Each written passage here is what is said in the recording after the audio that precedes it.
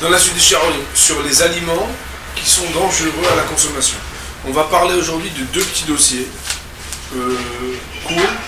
C'est les liquides qui sont restés découverts et les aliments qui sont placés sous le lit. On va voir ce que ça veut dire.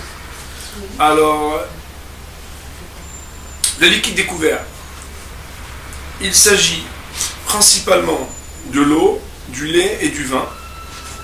Mais certains vont dire que cela concerne aussi le miel et l'ail qu'on appelle l'ail papillé, mais quand il est comme une sorte de farine, qu'on avait dit une poudre d'ail. Donc, maïm halav yain, l'eau, le lait, le vin. Et il est mieux d'être aussi vigilant des halachot qu'on va citer, à la fois aussi pour le dvash, pour le miel, mais aussi donc pour la poudre d'ail.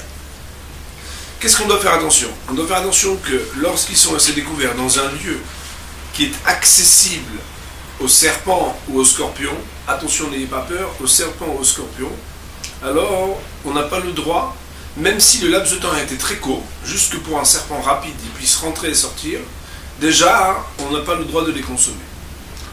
Quel est le cas de figure aujourd'hui? Tout simplement, des maisons qui sont sur, comment on appelle ça, sur un seul étage? Terre-plan, comment on appelle ça? Quand on est sur un seul étage, j'ai un mot en français, pour dire une maison qui n'a pas deux étages. Plein pied. Plein pied, bon, très bien. Ou bien quand on est à deux étages, lorsqu'on est proche des champs. Je vous donne un exemple, quand des fois on est en vacances dans le Golan ou au Galilée, dès qu'on est dans des endroits où on est dans un moshav ou dans un lieu où il y a soit des champs, soit des espèces de petits marécages comme ça, alors là, même s'il y a un étage, dès qu'on laisse un liquide tel que ce qu'on a cité, découvert même quelques minutes, normalement on ne doit pas le manger, on ne doit pas le consommer, on ne doit pas le boire. Et alors le hidouche, c'est qu'ici, ça ne dépend pas si c'est le jour ou la nuit, ça ne change rien du tout. Mais non. Dans quel cas on n'a pas à craindre? Soit dans le cas où il y avait un homme ou un être vivant, un humain réveillé dans le lieu où il y avait l'aliment. Autrement dit, s'il est somnolent ou endormi, c'est un problème. Mais s'il est réveillé, alors le serpent ne s'approche pas, donc il y a une permission. Ou bien, si le liquide dont on parle ici était en train de bouillir.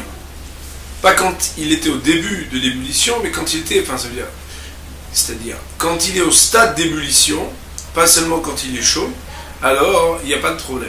De la même manière, si aussi il est en mouvement. Par exemple, si c'est un liquide qui est en train de se verser d'un endroit à l'autre, ou bien on peut imaginer aussi que s'il est par exemple dans une machine qui le fait tourner, par exemple, pour le mixer, alors il n'y aurait pas de problème. Tout simplement, c'est parce qu'on ne craint pas que dans un cas pareil, alors un animal ne s'approche. La nuit, on est encore plus regardant de cela.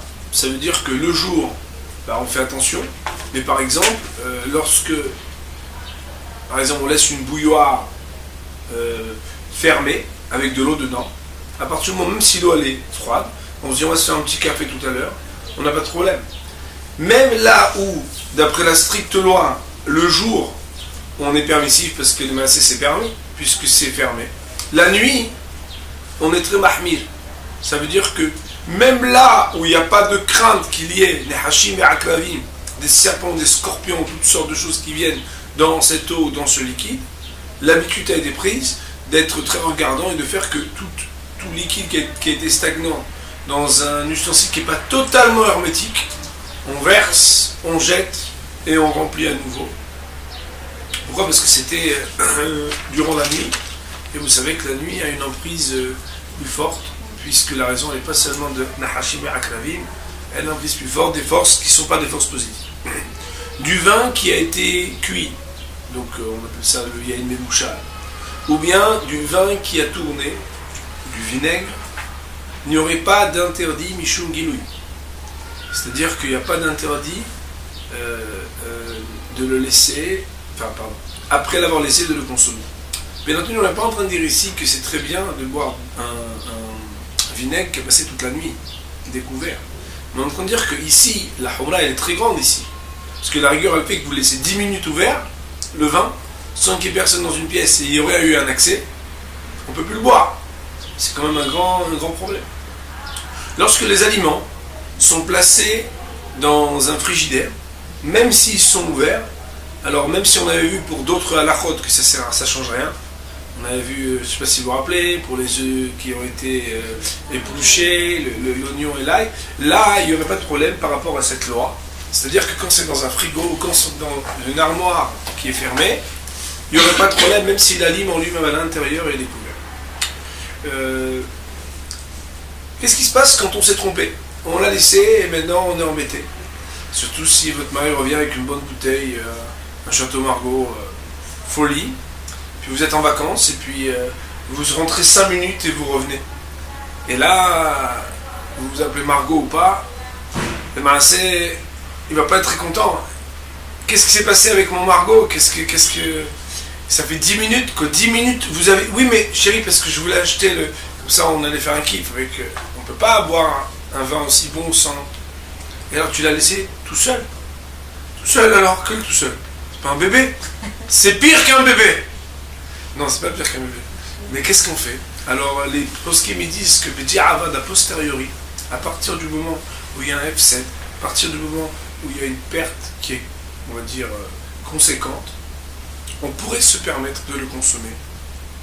En tout cas, il est marqué que à partir du moment où c'est quelque chose qui coûte beaucoup d'argent, alors on pourrait être permis. Il faut savoir que Rav Enzio Abachaoul, et je crois même que c'est aussi le Rav Wosner, je vous donne exactement qui, eux ils disaient que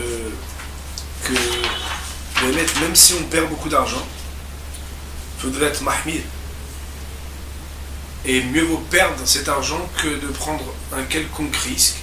Comme on l'avait dit, de toute façon, on n'a pas besoin vraiment de convaincre, surtout les Sfaradim dans ces ambiances-là, parce que Hamira, Sakanta Meisura, quand on parle de danger, alors tout le monde a très peur, et donc tout le monde est très religieux, soudainement, dès qu'on parle de peur, tout le monde est là, dès qu'on peut avoir un peu peur. Donc il faudra essayer de faire attention. Ce qui est très intéressant, c'est que normalement, ces liquides-là, quand ils sont restés donc un moment découvert sans surveillance, alors il est marqué qu'on ne peut rien faire avec. Ça veut dire qu'on ne peut même pas laver le sol, on ne peut pas le jeter sur la voie publique, on ne peut pas le donner à des animaux à boire ou à manger. Par contre, on aura le droit de faire netilat yadayim avant de manger, puisque bien sûr on sèche les mains après, alors on aura le droit d'en faire l'utilisation. D'autant plus qu'on verra tout à l'heure que certaines utilisations de mitzvah sont des actions qui sont protégées, entre guillemets. Si on se dit, bon, ben, ce qu'on va faire, c'est qu'on va prendre cette eau-là, ou ce vin, et on va le filtrer. On va le mettre dans un petit filtre. C'est l'eau ma'alev et l'eau borite, ça ne changera rien du tout. De la même manière, on va dire, non, mais on va le mélanger avec 60 fois plus que son volume, puisqu'on sait qu'il y a un principe qui dit que quand on a un volume, par exemple, qui vaut une portion, et qu'on en a 60 contre lui, cela mélange et ça fait qu'il perd, puisqu'il est distillé, il perd de ses propriétés, on va dire, négatives ou dérangeantes. Là, hein, ça ne pourra pas être le cas.